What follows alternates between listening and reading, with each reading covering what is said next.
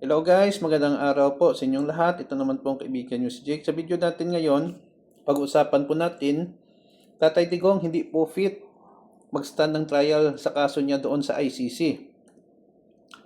Napakabahala po ito kasi ang mangyari dito, humingi po ang kanyang kampo ng indefinite time na hindi po na harapin ni Tatay Digong ang mga kaso niya sa ICC habang nakakulong siya because nag-deteriorate daw ang kanyang mental state ayon po sa kanyang legal counsel na si Nicholas Kaufman. Kung bago lang kayo sa channel ko at gusto nyong video na ito, paki-like lang po, share, and huwag kalimutang mag-subscribe.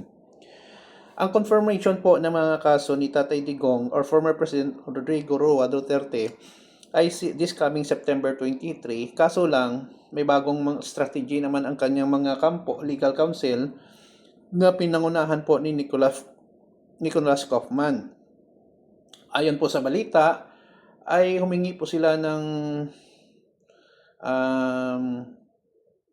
ano po tawag diyan? Parang ng time, wag muna ituloy ang proceeding ng kanyang kaso kasi may cognitive deficiencies na po si Tatay Digong at hindi niya na kayang i-recall ang mga events pati ang kanyang mga anak, hindi niya na po kilala ang kanyang defense team.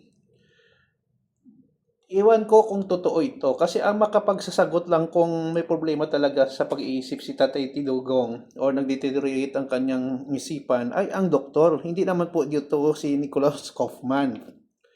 Sabi nga ng iba, delaying tactics lang daw kasi kung mag-proceed po ang pagbasa ng kanyang sakdal sa International Criminal Court, most likely tuloy-tuloy ng kaso at matatalo talaga si Tatay Digong at doon na talaga siya sa ICC makulong.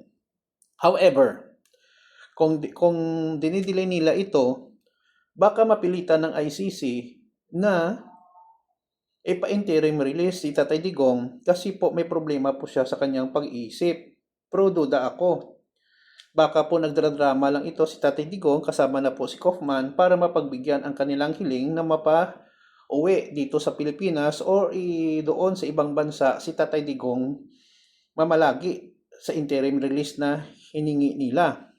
On the other hand, pabor din ito sa ICC kasi kung dinidelay nila, siyempre, doon pa rin si Tatay Digong nakapiit sa ICC Detention Center sa The Hague, Netherlands. May maraming tao ang naawa kay Tatay Digong, marami ding ang natuwa. Hindi natin alam kung totoo talaga ang aligasyon ng nag-deteriorate po, not fit to trial, si Tatay Digong.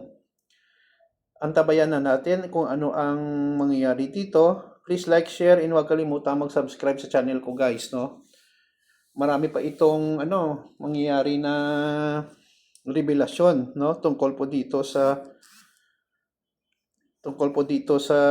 trial ni Tatay Digong.